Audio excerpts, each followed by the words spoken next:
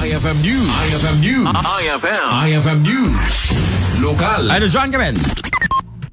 Impakaammo ni Sangguniang Panlunsod Member James Brian Alcid nga adda dagiti report an amuan na sikna ti masansan apasamak ti panagpakamatay iti maysa barangay iti syudad ti Lawag.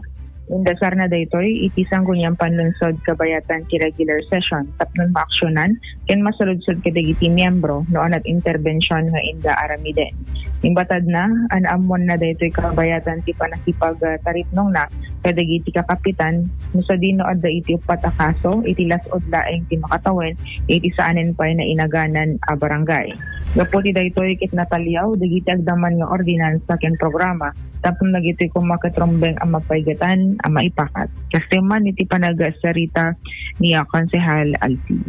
I need to be discreet about that la DJ nga barangay kasi nga ron ada DJ reported kasi ada I'm spending time with DJ na dumang barangay captains ket na pagsaritaan ni ada DJ adult cases na moving barangay nga ada di nagsusuicide din. So very alarming. Siyempre, uri man pa'y mesa tawin. Delikado ako, hindi nga case ako. Mesa nga barangay, upat within the past 1 year. So, very alarming. So, ako, I did the statistics kasi once every 2 months, ada ubing suicide ako. So, very alarming. Very alarming. Kasi so di siya ako tatay na i-brought up ko kasi last I think 2023 we passed a resolution strengthening the anti-bullying which is the Republic Act 267. So that's one way of avoiding or minimizing naman digijay kasi sometimes ngayon ako kasi suicidal cases is they're victim of bullies, they are bullies. Okay, so di siya ako expected tayo. So di siya tatan in magamit ako dote konsehal nga ako our job na nagayang na ipasan na ordinance when it comes to mental health. Ito 2021 ako. So masapula ay dali pa ordinance di Capitol which is speak up so hotline. So masapula mo strengthen dito ako na banat. Tapos ang dami la mga laga or mag-oversee the protection di joking when it comes to mental health ako.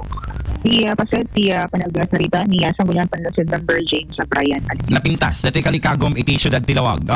Despite the political anatatan masapol nga matutukan talaga dito Idol Joan niya at saan nga naganan asi dito may panggip ti panagpakamatay may sakadigiti factors at tangang bambantayan iti Population Commission at uray man pay ngumato wino adu iti agbiag adu mo latta ti agpakamatay, correct?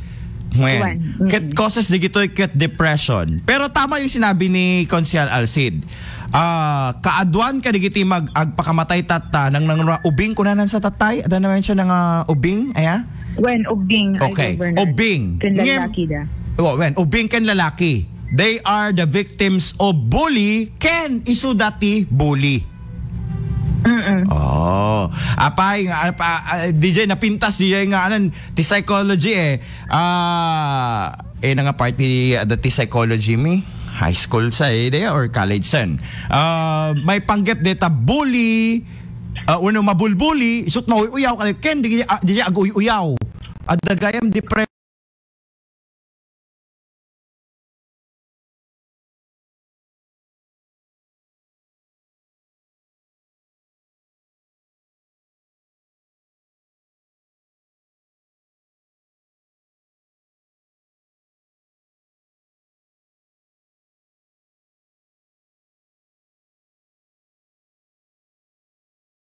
na DJ mauuyaw Idol Joan ngamin ta DJ mangbulbuli tata nabuli gaya met isuna.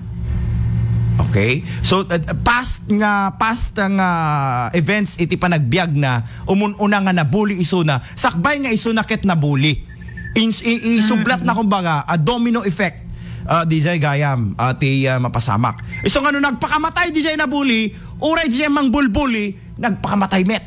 Yun at digitoy ket naka-experience iti violence Di naglabas nga al daw iti panagbiagda, Idol Joanne. So nga dapat kat matutukan nga na imbag, digitoy, at ako madigitoy makasarita damit, agtutuloy laki iti speak up, I'm here. And at the same time, patib kiren iti pamati, iti Diyos na marso. Kasi no, magpukaw digitoy yun, kada maawanan iti respeto ti pamilya, respeto at bagbagin kat mapukaw, awanin. So di dyan maabak iti riknada nga makungkuna, Idol Joanne. So, upat iti may sa barangay kunam sa tatay or kunan sa ni Apo Consul Brian Alcid ngem dinamot imbaga at discreet on the matter daytoy ngem manungaminen ti cases in the entire 80 barangays, Idol Joanne. O when dito mati salsalusudin to Idol Bernard nga makonsolidate pa ilaing dito bilang Idol Bernard to na malagit mo kahit handa pa kahit nga irwar dito nga issue ta sensitive. Kada ito na UD Idol Bernard dito dakta kamaten ti konsel a barangay upat akaso anak sa sarono itilaeng last od ti 1 year Idol Bernard. Last od ti 1 year in one barangay. When? Lo? Dapat agad no shock ko madide anak mo kami nagbasbasa no agmasters ka maipanggep iti Popcom dito tinapintas nga adalem apay anong meron sa community na yan at bakit maraming nagpapakamatay in just one barangay and in 1 year ada upat nga natay, di ba? Well, napintas, I don't know. Diba? Kasi baka nga mentalidad na rijay nangigna. Ni karuban na nga kasoy nga kabarangayan na. Kaya't dito iti solusyon ka dijay problema na. Imapal mo tayo may isa. Tinulad mo tayo may isa. Isod ti amuda nga solusyon laingin at taanang rod. Naganus pa'y panagpampanunod na at taubing damo pa'y digitoy. Tama, Idol Joanne? When Idol Bernard, iso nga campaign encourage the Philippine National Police na mai-report ko managito yung nga talaga. These are sensitive and dapat kaya nga i-handle iti may reporter, anchor, or sa din naman nga basta-basta dito kas na ko na ni Ellen Tordesillas iti very files get the journalist get journalist. Saan nga basta-basta or titila adalang nga mangiwararagawag, Idol Joanne. When Idol Bernard. Okay, anymore?